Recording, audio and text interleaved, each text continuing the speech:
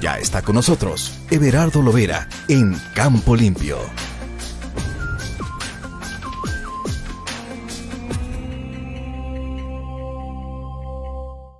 Como cada jueves, hacemos contacto vía telefónica hasta Atlacomulco, donde vive con el ingeniero Everardo Lovera, a quien me da mucho gusto saludar. ¿Cómo está? Buenos días.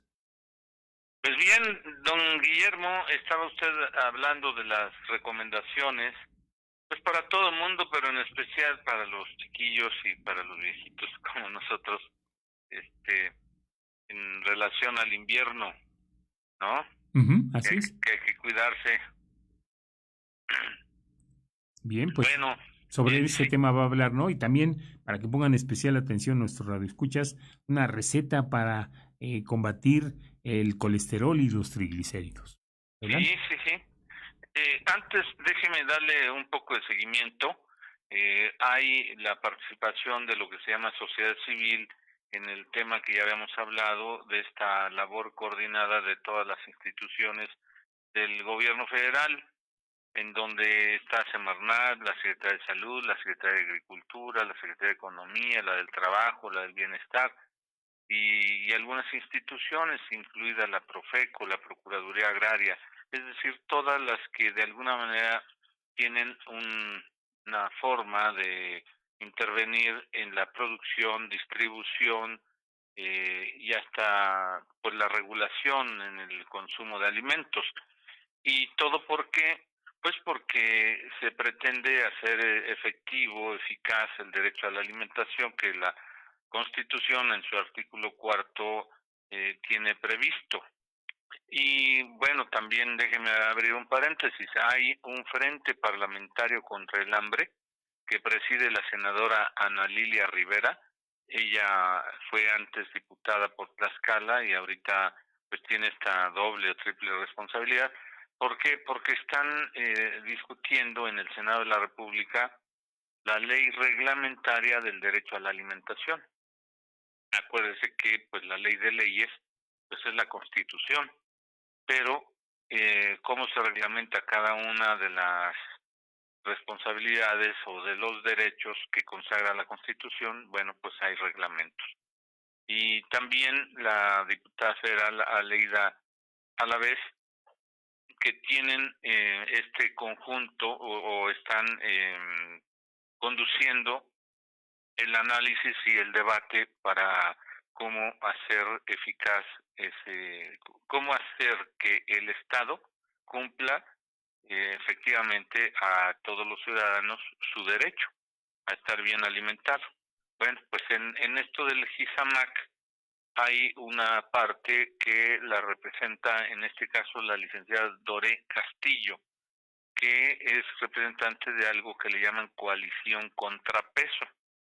Y bueno, pues es en sentido figurado porque ellos nacieron, estas asociaciones de ciudadanos de la sociedad civil, para sumarse a las labores o al debate, al análisis que hacen cada una en sus ángulos las instituciones federales. Entonces, qué es lo que ellos han emprendido como acciones desde la sociedad civil? Bueno, pues en primer lugar dicen ellos que hay que fomentar el debate público sobre la situación del sobrepeso, porque es un asunto que nos compete a todos porque todos comemos, pero en el caso de nosotros que somos agricultores, pues nosotros producimos. ¿Para quién producimos? Para nosotros mismos, pero también para un público, para otros consumidores. Y él dice, el debate tiene que ser amplio, tiene que basarse en mayor información, en mayores evidencias, porque la obesidad es una de las enfermedades no transmisibles que dependen de básicamente de los hábitos de consumo. Bueno, en segundo lugar, la sociedad civil debe defender el interés superior de la infancia y los derechos a la información, la alimentación y la salud. ¿Y por qué asume que la sociedad tiene esa responsabilidad? Bueno, pues porque la infancia, pues se puede considerar que es una etapa o una franja de la población que recibe, solamente recibe, no tiene opinión, no tiene puntos de referencia, entonces puede caer en la indefensión y en el abuso por otros sectores. En tercer lugar, dice, como acción de la sociedad civil, promover la adopción de políticas basadas en la evidencia. ¿Esto qué significa? Que mucha de la información o de la publicidad busca impactar, busca sorprender y a veces falsea o a veces exagera virtudes, contenidos que no tienen los productos, ¿no? Entonces, dice, desde la sociedad, desde nosotros, como consumidores, tenemos que exigir políticas basadas en evidencia. Y para ello, bueno, pues propone que deben intervenir instituciones académicas, por ejemplo, las universidades, los institutos de investigación en tratándose de alimentos que tengan el conocimiento, la capacidad y además la libertad, es decir, que no estén condicionados como para apoyar a un gobierno o como para apoyar a una empresa que obviamente va a promover o a defender sus intereses. Entonces, bueno, pues tiene que hacer su trabajo de manera científica, ética y neutral. Y por último, como acción de la sociedad civil, denunciar el conflicto de interés y la interferencia de la industria. ¿Y esto qué tiene que ver? Bueno, pues porque dentro de estas acciones, pues vino lo que ya conocimos nosotros como el etiquetado. Y el etiquetado ha enfrentado tremendas resistencias. Lo que conocíamos como etiqueta era lo que decía un contenido, pero un contenido que usted y yo no entendíamos nada. Como consumidores, pues no somos especialistas para saber de nombres en, en términos de química, por ejemplo, o de bioquímica. No le entendíamos y entonces pues quedábamos igual.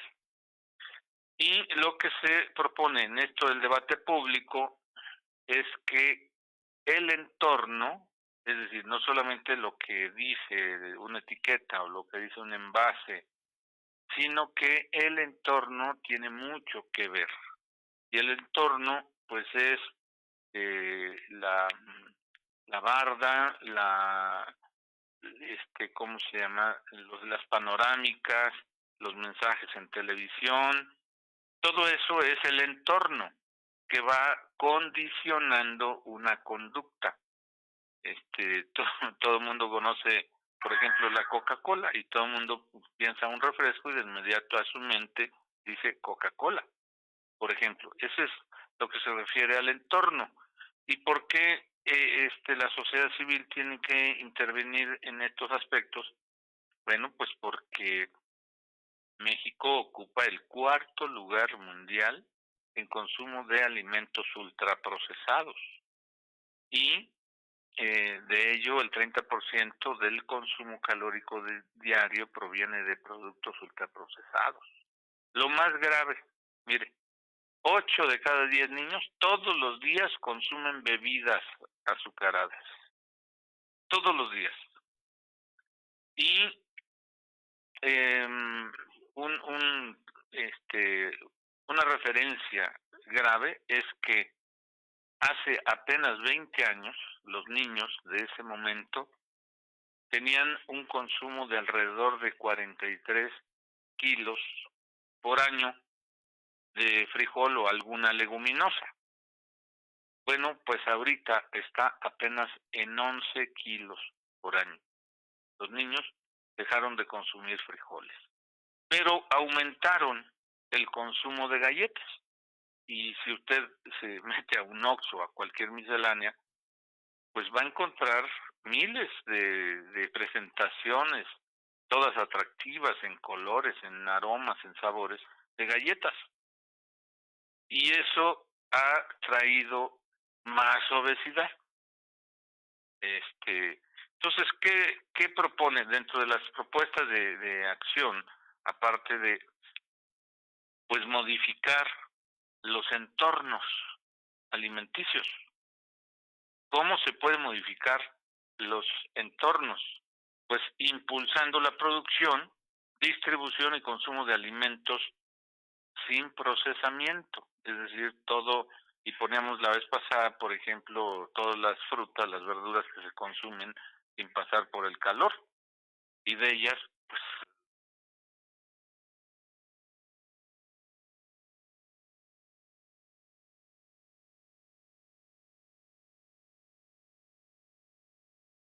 dado un conservador, nada de eso. En segundo lugar, regular la producción y distribución de productos ultraprocesados y desincentivar su consumo, en especial el consumo de los niños.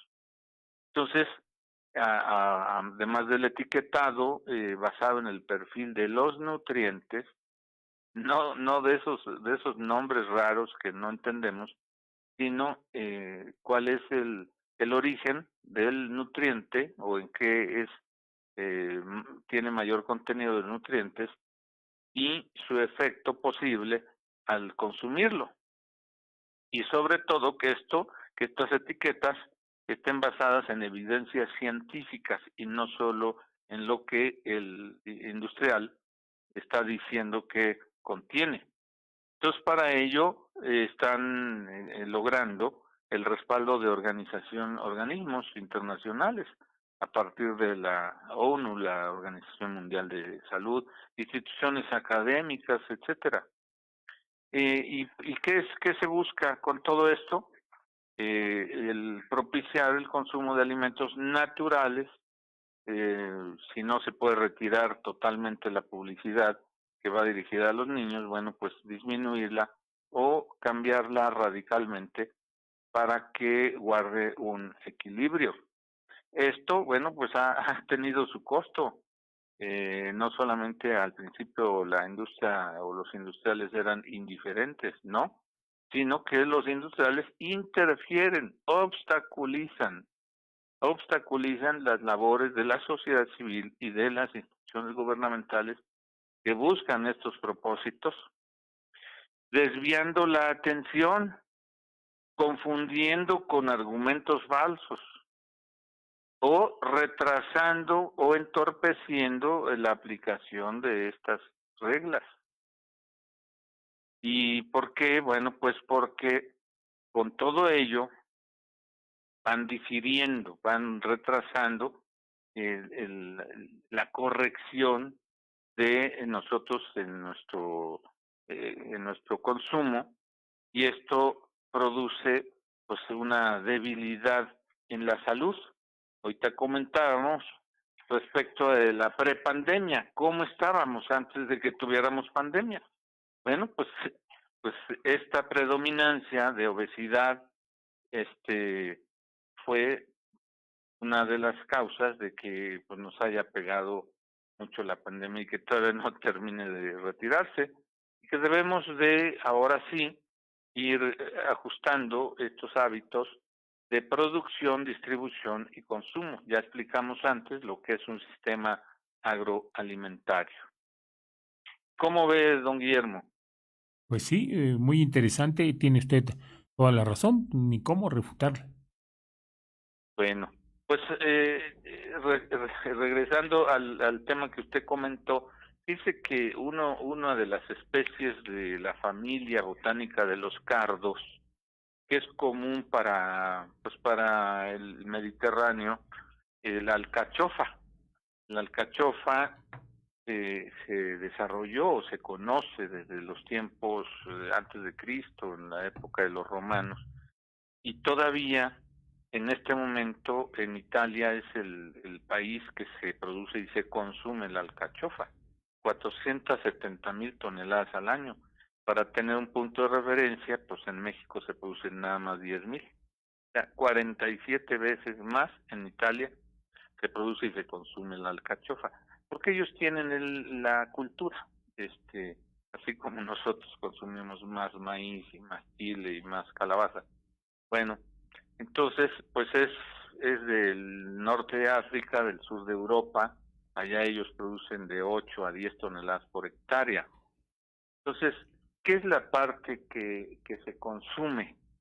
Pues la flor, fíjese, la parte botánica que se consume como alimento de la alcachofa es la flor, las brácteas que están eh, pues turgentes, jugosas, y que la planta además dura de 2 a 3 años, puede ser un poquito más, y gusta de las épocas de invierno, pero no un invierno fuerte, sino templado, templadón. Recordemos cuál es la temperatura media del Mediterráneo. Entonces, ¿qué es la parte que nos puede servir como medicina? Bueno, puede ser la raíz, pero quienes saben más de esto recomiendan la hoja. Tiene una hoja grandota que tiene pubescencia por el envés, es de color verde grisáceo, y eh, su, su nombre técnico es Cynara cardunculus, y Cynara significa como ceniza. Eso, bueno, pues en su origen da a entender que es el color de la planta, color cenizo. Bueno, ¿qué es la parte que nos puede ayudar a combatir, fíjese bien, el colesterol alto y los triglicéridos? Pues la hoja. La hoja de la alcachofa nos puede ayudar a combatir pues este problema que pues la mayoría de los cuarentones para adelante tenemos, precisamente por el sedentarismo, por esto de consumir muchos azúcares. Entonces, la preparación puede ser a partir del té de hojas de la alcachofa, o incluso licuarla, extraer el jugo. Y una forma me dicen que es la mejor, la tintura. ¿Qué es la tintura de cualquier hierba medicinal? Bueno, pues el follaje o las raíces o el tallo, se somete a una concentración de agua con alcohol, predomina el alcohol. El alcohol tiene la función de extraer el principio activo, por eso se requiere cuando menos 15 días, puede ser hasta 30 días, ahí en el alcohol, y después se puede incluso tirar como bagazo lo que haya quedado, y lo que sirve pues es esa tintura, es ese extracto que quedó en el alcohol, y que usan pues los que saben de homeopatía, de herbolaria, de lo que es la medicina natural, y entonces ahí se la van dosificando, o le dan ya la recomendación acorde a pues su estado de salud. Pero pues ahí está yo creo que una buena receta sin recurrir a los fármacos, que puede ser muy útil. ¿Cómo ven? Interesante, pero ¿cómo se come o cómo se prepara? Bueno, esa se la debo porque me la platicaron. Me refiero, la tiene que llevar un proceso, es decir, llegado casi a la madurez, es un capítulo, por eso es una planta compuesta, se le llama compuesta porque florea como si fuera un girasol, por ejemplo, una flor grande, por cierto, bonita, pero sus pétalos son gruesos, son muy suculentos, esos son los que se van a comer, se van a preparar y se van a comer. Pero esa parte es comestible. ¿Por qué me interesó y por qué la estoy compartiendo? Porque sus hojas nos pueden ayudar a corregir nuestros altos niveles de colesterol y triglicéridos. Pero se la tengo. Tengo la receta para comer alcachofas. Bueno, porque seguramente les interesará mucho, ya que pues no se nota todavía a nivel clínico, pero como que también está por volverse epidemia de que tener exceso de triglicéridos. Sí, son de esas enfermedades silenciosas que cuando uno se da cuenta es porque ya le explotó.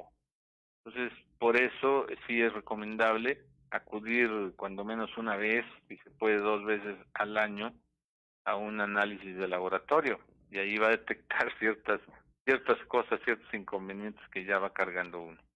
Y hacerle notar que utilizó usted hoy una palabra que me llamó mucho la atención, no es común, la turgencia. Ándale. Sí, ¿Sabe? sí, sí. La turgencia tiene que ver con el contenido tanto de pulpa como de líquidos que no son necesariamente agua o estrictamente agua. Son sustancias que en una cierta concentración dan un aspecto de estar llenos de plenitud. Eso es turgente. Ujú. Sí, y la última vez que yo la oí fue en una lectura, no recuerdo el nombre, pues estaba haciendo memoria, de un poeta que habla, entre otras cosas, de la turgencia de los senos, refiriéndose a una mujer. Pero esa turgencia, hay que aclarar en estos tiempos, es natural, no es hecha por el cirujano plástico. Claro.